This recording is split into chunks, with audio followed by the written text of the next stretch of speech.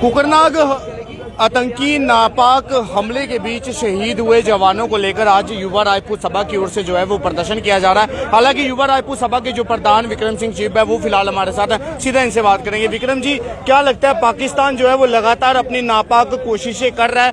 हालांकि सेना के जो जवान है वो मुंह तोड़ जवाब भी जरूर दे रहे हैं, लेकिन जो सेना के जो कल जो बड़े 3 जवान जो है वो शहीद हुए हैं उन्हें लेकर आप क्या कुछ कहना चाहोगे? देखो जी, सब तो पहले भारत माता दी जय।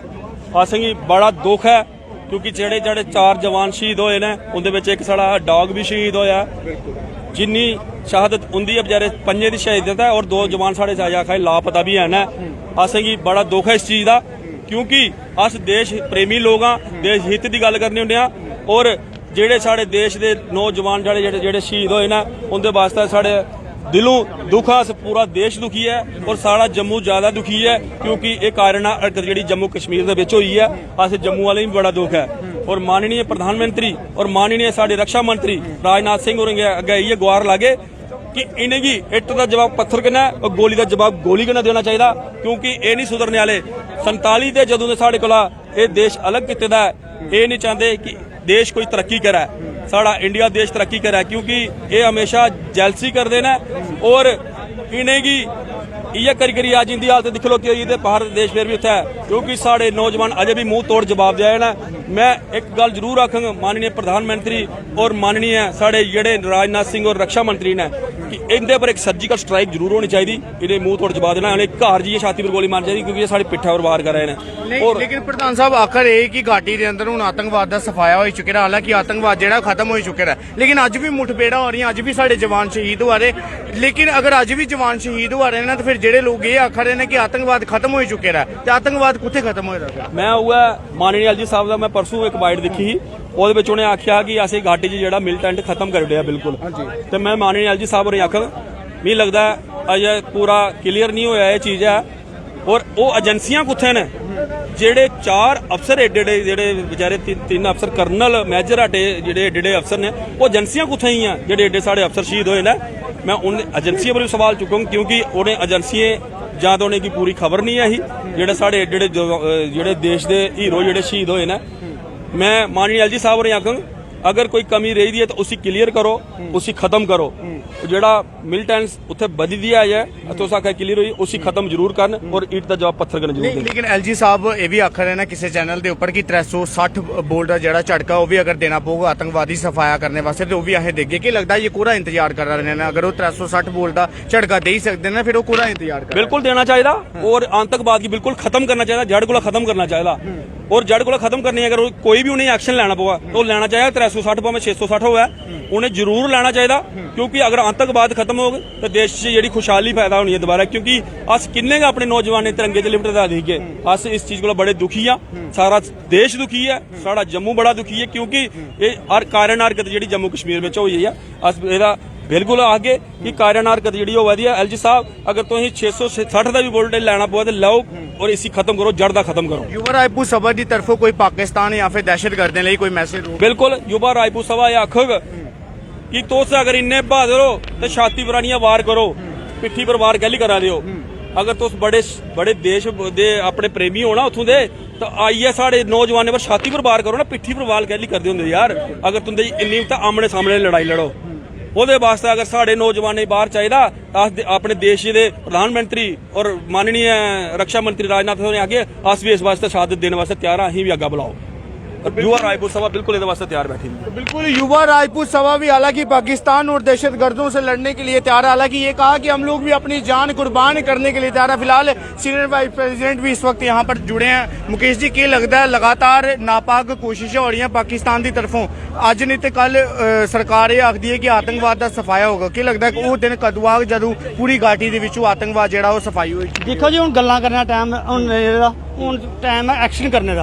अस हिंदुस्तान की सरकार की तुंदे माध्यम कन्नै और अपील करने कि जिन्नी जल्दी हो सके इस परमाणु मैं आखा एक परमाणु इंदे सुट्टी होना चाहिए, क्योंकि रोज का नासूर बनना जो जख्म रोज जख्म हो रहा, साढ़े शहीद होए, बच्चे शहीद होए, भरा शहीद होए, उनके अगर तो सही श्रद्धांजलि हिंदुस्तान की सरकार उन्हें देना चाहती है तो इस पाकिस्तान जल्द तो जल्द अटैक हो जाए। हूँ कोई सर्जिकल स्ट्राइक का टाइम नहीं रहा, हूँ युद्ध का टाइम है।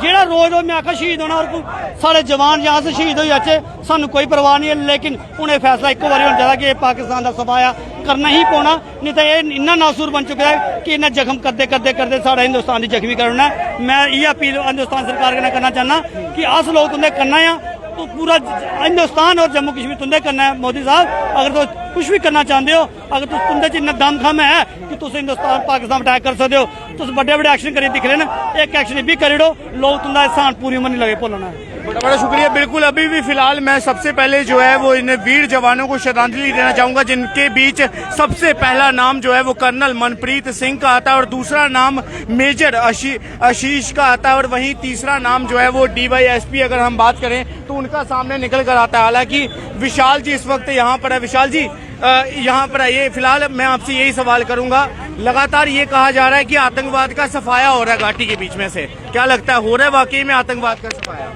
देखिए, कहीं ना कहीं आज जिस तरह से आतंकवाद ने एक बार फिर से हमारे 3 वीर जवानों को आहत किया है और उनकी कीमती जान ली है, तो मुझे लगता है कि हिंदुस्तान की सरकार को एक रणनीति बनाने की जरूरत है। जिस तरह से सर्जिकल स्ट्राइक आपने पिछले कुछ सालों में देखी थी होते हुए, तो आज एक ऐसी सर्जिकल स्ट्राइक की जरूरत है कि कहीं ना कहीं हिंदुस्तान का पक्ष जो है पाकिस्तान पे भारी दिखना जरूरी है और पाकिस्तान को मुंह तोड़ जवाब देने की जरूरत है।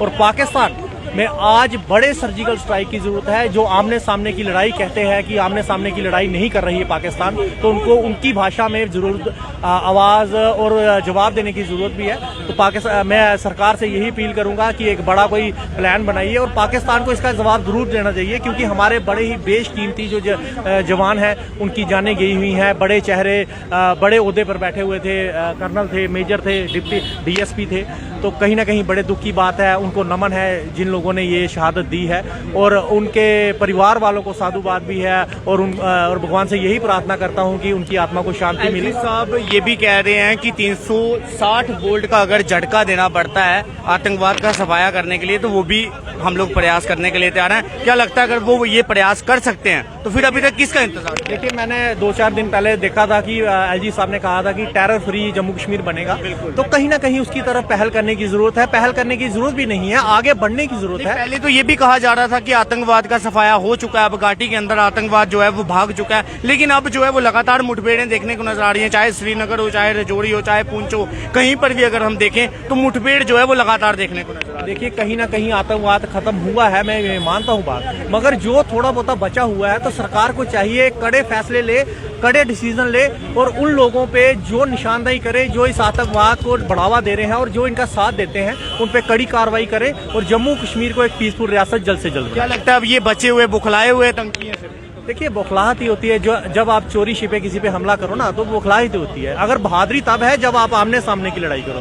तो अब आपको पता है पाकिस्तान में इतनी हिम्मत तो है नहीं कि आमने सामने की लड़ाई करे, ये बौखलाहट ही है उसकी। कहीं ना कहीं अपने पैर दिखाना चाहता है कि हम अब भी हैं, मगर कहीं ना कहीं जम्मू कश्मीर की बात करें तो सरकार, केंद्र की सरकार इसको संजीदगी से ले और जितना भी टेररिस्ट बचा हुआ है, जहाँ इस एक्टिविटीज में जो लोग इन्वॉल्व है उन पर कड़ी कार्रवाई करे और उनकी प्रॉपर्टियां, उनका हर एक चीज मैं कहता हूं कि उसको जब्त करने की जरूरत है। और कहीं ना कहीं सरकार इसमें पहल कर भी रही है, तो मैं सरकार से यही चाहूंगा कि कड़े फैसले ले।